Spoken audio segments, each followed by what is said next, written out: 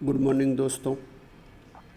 कक्षा 11 के नामा के मूल तत्व विषय के भाग 1 के प्रकरण नंबर 2 व्यवहारों की दोहरी असर और खातों के प्रकार अंतर्गत गत वीडियो में हमने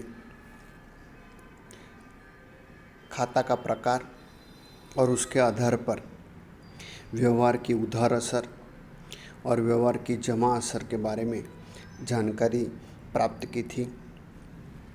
उसमें हमने देखा था कि व्यक्ति खाता के लिए अगर व्यक्ति लाभ लेने वाला है तो उधार, लाभ देने वाला है तो जमा असर होगी। उसी तरह माल संपत्ति खाते के लिए माल संपत्ति आए तो उधार, माल संपत्ति जाए तो जमा, और उपज खर्च खाता के लिए खर्च या नुकसान उधार करो और उपज या लाभ जमा करो। इतनी जानकारी प्राप्त की थी। आज दोस्तों हम खाता के प्रकार, एक एक प्रकार में उधार असर और जमा असर के संदर्भ में उदाहरण का अभ्यास करेंगे। तो सबसे पहले व्यक्ति खाता के आधार पर उदाहरण देखें तो व्यक्ति खाता में दोस्तों दो प्रकार के व्यक्ति का समावेश होता है। वो हमने आगे देखा है कि पहला प्राकृतिक व्यक्ति और दूसरा कृत्रिम व्यक्ति। प्राकृतिक व्यक्ति माने जीवंत व्यक्ति और कानूनी कृत्रिम व्यक्ति अर्थात जिनका अस्तित्व कानूनी तौर पर उपस्थित हुआ हो, ऐसा व्यक्ति। ऐसे प्राकृतिक या कृत्रिम व्यक्ति के साथ धंधा के व्यवहार होते हैं जिसमें व्यक्ति धंधा से लाभ लेता है या धंधा को लाभ देता है।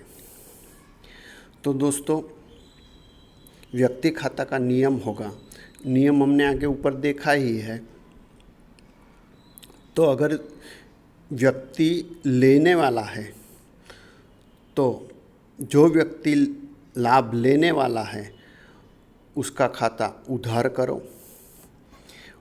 और अगर व्यक्ति लाभ देने वाला है तो जो व्यक्ति लाभ दे रहा है दोस्तों उसका खाता जमा करो। माने व्यक्ति लाभ लेता है तो व्यक्ति खाता उधार और व्यक्ति लाभ देता है तो व्यक्ति खाता जमा होगा। यदि व्यक्ति ने धंधा से लाभ लिया है तो व्यक्ति के खाते रकम उधार की जाएगी। जो धंधा को लाभ दिया हो तो उसके खाते रकम जमा होगी। मानी व्यक्ति लाभ लेने वाला है तो व्यक्ति खाता उधार, देने वाला है तो व्यक्ति खाता जमा। दोस्तों इस व्यक्ति खाते के संदर्भ में उदाहरण नंबर 7 देखेंगे। दोस्तों उदाहरण नंबर 7 दोस्तों हम व्यक्ति खाता के नियम के बारे में जानकारी प्राप्त कर रहे हैं, इसलिए उदाहरण में केवल व्यक्ति लाभ लेने वाला है या देने वाला है वही निश्चित करेंगे। पहला व्यवहार, जयश्री को 20,000 का माल बेचा। जयश्री को बेचा माने माल लेने वाला कौन है? जयश्री। तो जयश्री यहाँ लाभ लेने वाली हुई। दूसरा, बैंक ऑफ बड़ौदा में 10,000 भरे। तो यहाँ क्या किया? 10,000 कहाँ भरे? बैंक ऑफ बड़ौदा में। दोस्तों बैंक ऑफ बड़ौदा जो है वो कृत्रिम व्यक्ति है, इसलिए यहाँ बैंक ऑफ बड़ौदा लाभ लेने वाला हुआ। तीसरा, भूमिका को 30,000 रोककर चुकाई। भूमिका को रोककर चुकाई दोस्तों, तो रोकड़ लेने वाली भूमिका है माने व्यक्ति लाभ लेने वाला हुआ। चौथा, शिल्पा के पास से भाड़ा के 2,000 लेना हुए। लेना हुए, मिले नहीं है दोस्तों। किसके पास से लेना हुए? तो कि शिल्पा। क्या लेना हुआ? तो कि भाड़ा। तो हमने सेवा दी है शिल्पा को, इसलिए किराया लेना हुआ है, इसलिए शिल्पा लाभ लेने वाली हुई। तो दोस्तों ये चारों व्यवहार जो है, ये चारों व्यवहार में व्यक्ति लाभ लेने वाला है। पांचवा देखें तो जयश्री के पास से 20,000 का माल खरीदा। किसके पास से खरीदा दोस्तों? जयश्री के पास से। तो यहाँ जयश्री के पास से माल खरीदा है, इसलिए जयश्री लाभ देने वाली हुई। छठा, बैंक ऑफ बड़ौदा में से 10,000 निकाले माने बैंक ऑफ बड़ौदा में से 10,000 खाते में से निकाले, माने बैंक ऑफ बड़ौदा यहाँ लाभ देने वाला हुआ। सातवां, भूमिका के पास से 30,000 मिले।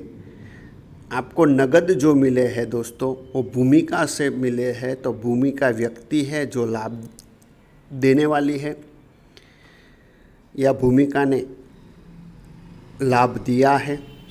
शिल्पा को भाड़ा के 2,000 चुकाना बाकी है, तो शिल्पा को भाड़ा चुकाना बाकी है, तो शिल्पा ने सेवा दी होगी तो भाड़ा चुकाना बाकी है, इसलिए यहाँ शिल्पा लाभ देने वाली है।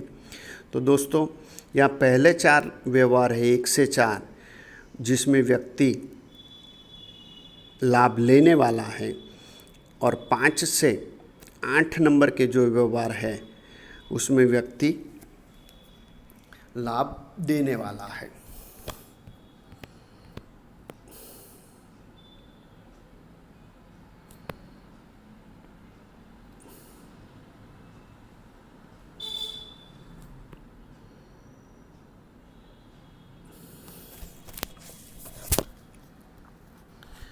दोस्तों यहाँ व्यक्ति खाता को हमने केंद्र स्थान में रखा है। उपरोक्त व्यवहार में माने हमने आगे बात की कि 1 से 4 व्यवहार में सभी व्यक्ति धंधा से लाभ लेते हैं, इसलिए उनके खाते उधार होंगे। माने जिन जिन व्यक्ति ने लाभ लिया है उन व्यक्ति के खाते उधार होंगे। और 5 से 8 नंबर में सभी माने 5 से 8 नंबर के व्यवहारों में व्यक्तियों ने धंधे को लाभ दिया है, इसलिए लाभ देने वाले व्यक्ति खाते जमा होंगे।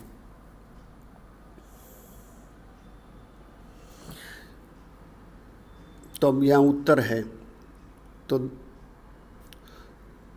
जयश्री को 2,000 का माल बेचा, तो जयश्री लाभ लेने वाली, उसका खाता माने जयश्री का खाता उधार। दूसरे व्यवहार में बैंक ऑफ बड़ौदा में भरे, तो बैंक लाभ लेने वाला है, इसलिए उसका माने बैंक ऑफ बड़ौदा का खाता उधार। तीसरे व्यवहार में भूमिका को 30,000 नगद चुकाए, तो भूमिका यहाँ लाभ लेने वाली है, इसलिए भूमिका खाता उधार होगा। दोस्तों यहाँ उसका लिखा है, माने जो व्यक्ति लाभ लेने वाला है उसका खाता उधार होगा। चौथे व्यवहार में शिल्पा ने सेवा दी है, इसलिए उसका खाता उधार होगा। पांचवें व्यवहार में जयश्री के पास से माल खरीदा है, तो जयश्री लाभ देने वाली है, इसलिए उसका खाता जमा होगा। बैंक ऑफ बड़ौदा से 10,000 निकाले हैं, माने बैंक लाभ देने वाली है, इसलिए बैंक का खाता जमा होगा। भूमिका के पास से 30,000 नगद मिले, माने भूमिका नगद देने वाली है, माने लाभ देने वाली, इसलिए उसका खाता जमा होगा। शिल्पा का सेवा का लाभ लिया है, इसलिए उसको पैसा चुकाना बाकी है, इसलिए शिल्पा खाता जमा होगा। माने व्यक्ति खाते के लिए दोस्तों व्यवहार से हमें ये तय करना है कि जो व्यक्ति खाता है वो व्यक्ति लाभ लेने वाला है, तो उसका खाता उधार होगा, और व्यक्ति लाभ देने वाला है तो उसका खाता जमा होगा। दोस्तों, अब व्यक्ति खाता के बाद माल संपत्ति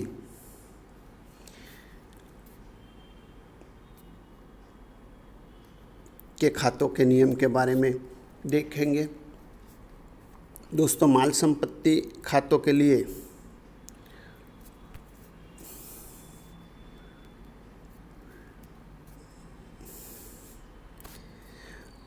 माल संपत्ति के खातों के भी दो भाग होंगे।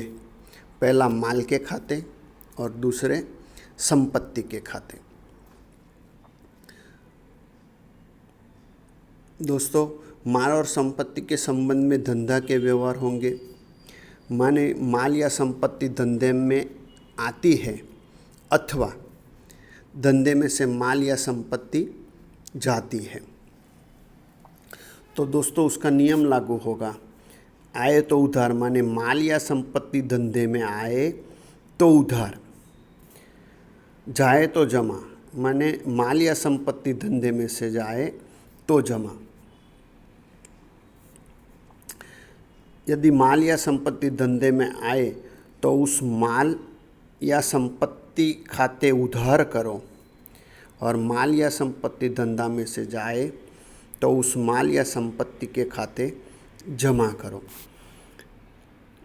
यह बात हम दोस्तों निम्न उदाहरणों से समझेंगे।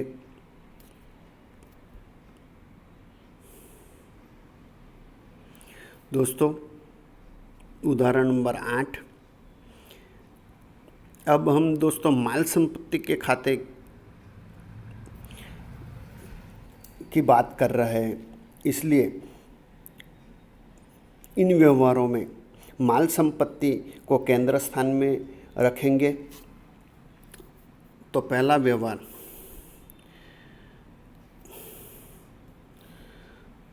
दोस्तों अब यहाँ जो स्पष्टीकरण दिया गया है उसमें ही हम व्यवहार देखेंगे। तो कि 20,000 का माल रोहिणी के पास से खरीदा।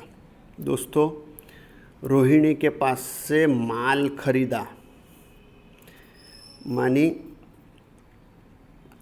धंधे में माल आ रहा है। अब धंधे में माल आने का कारण क्या है? तो कि खरीदारी है, इसलिए खरीद खाता उधार होगा। दूसरा व्यवहार, 8,000 का माल रोकड़ से खरीदा। दोस्तों, रोकड़ से खरीदा, लेकिन यहाँ भी माल ही खरीदा गया है, इसलिए धंधे में माल आता है और माल आने का कारण खरीदी है, इसलिए खरीद खाता उधार होगा।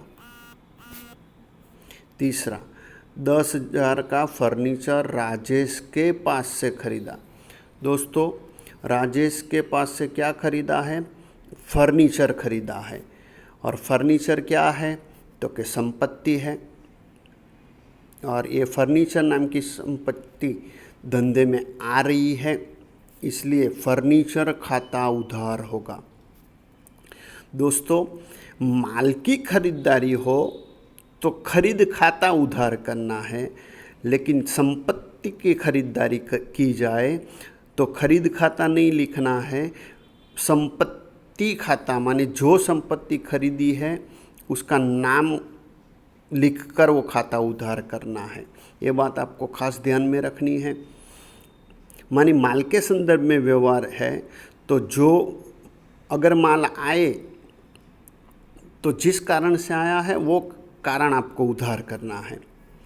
चौथा व्यवहार देखें तो 20,000 का यंत्र रोकड़ से खरीदा। यहाँ दोस्तों यंत्र खरीदा है, यंत्र संपत्ति है, ये यंत्र नामक संपत्ति धंधे में आती है, इसलिए यंत्र खाता उधार। पांचवा, 20,000 का माल रोहिणी को बेचा। रोहिणी को माल बेचा, तो यहाँ माल बेचा है इसलिए माल जाता है, और माल जाने का कारण बिक्री है, इसलिए बिक्री खाता जमा होगा, क्योंकि नियम है जाए तो जमा। 8,000 का माल सलमा को रोकड़ से बेचा। यहाँ भी धंधे में से माल जाता है दोस्तों, और जाने का कारण बिक्री है, इसलिए बिक्री खाता जमा होगा।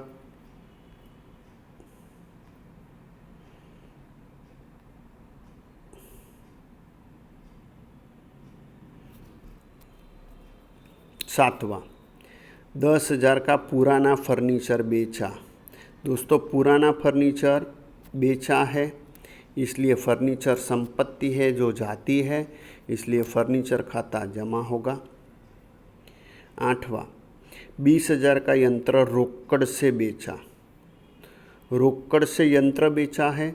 दोस्तों यंत्र संपत्ति है और बेचने के कारण यंत्र जाता है, इसलिए यंत्र खाता जमा होगा।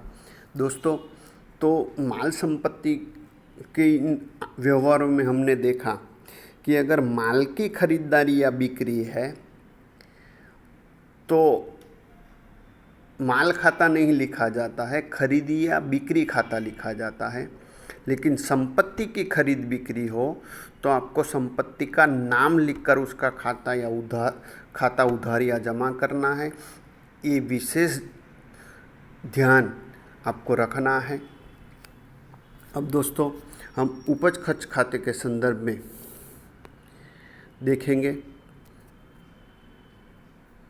तो उपज खर्च खाता, तो कि दोस्तों उपज खर्च के व्यवहार में दो बात होगी, उपज होती है अथवा तो खर्च होता है। तो उसके लिए सभी प्रकार के जो खर्च और नुकसान है वो उधार किए जाते हैं, और उपज या लाभ हो तो वो जमा किए जाते हैं। तो माने नियम क्या लागू होगा उपज खर्च के लिए?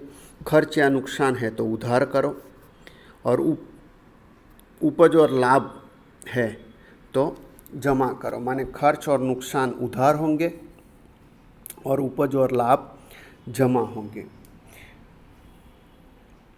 दोस्तों यहाँ जो खर्च और नुकसान है वो उस नाम से उसे उधार करना है, और उपज और लाभ हो तो जिस प्रकार की उपज है या जिस प्रकार का लाभ है उस कारण से उसे जमा करना है। इसके बारे में उदाहरण देखें तो उदाहरण नंबर 9,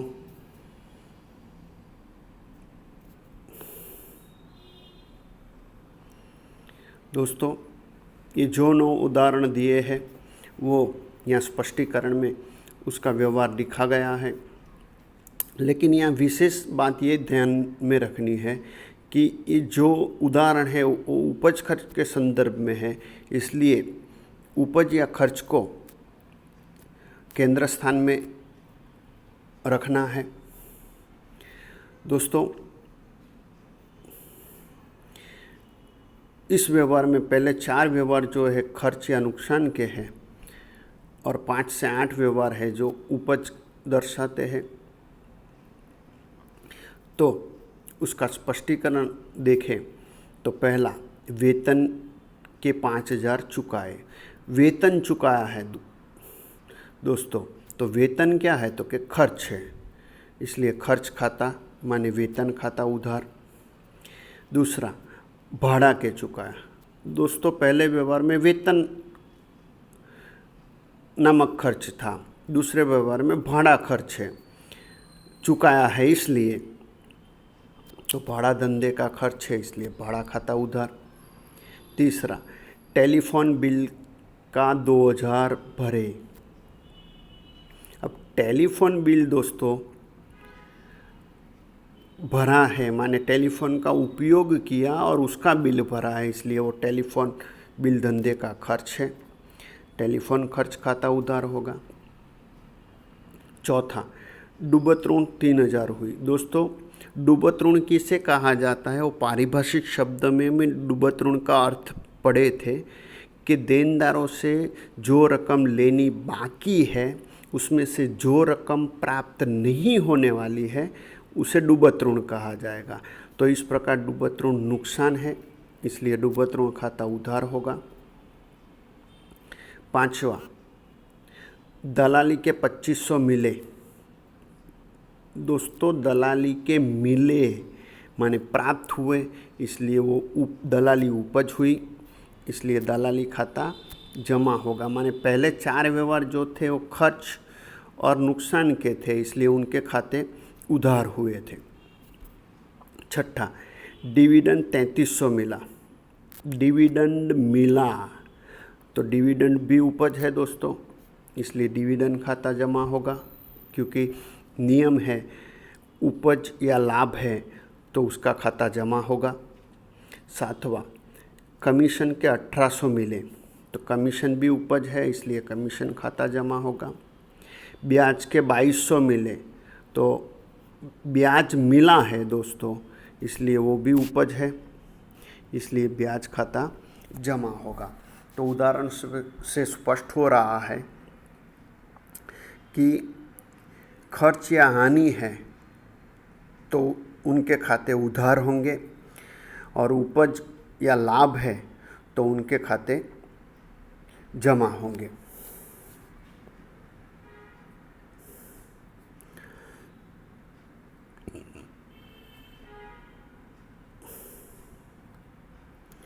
दोस्तों, उधार जमा के जो नियम हैं वो याद रखने के लिए उसे निम्नलिखित कोष्ठक के रूप में दिए गए हैं। मानिए इस प्रकार इस कोष्ठक को याद रख लिया जाए तो व्यवहार निश्चित करके आसानी से उधार जमा के नियम लागू किए जा सकते हैं।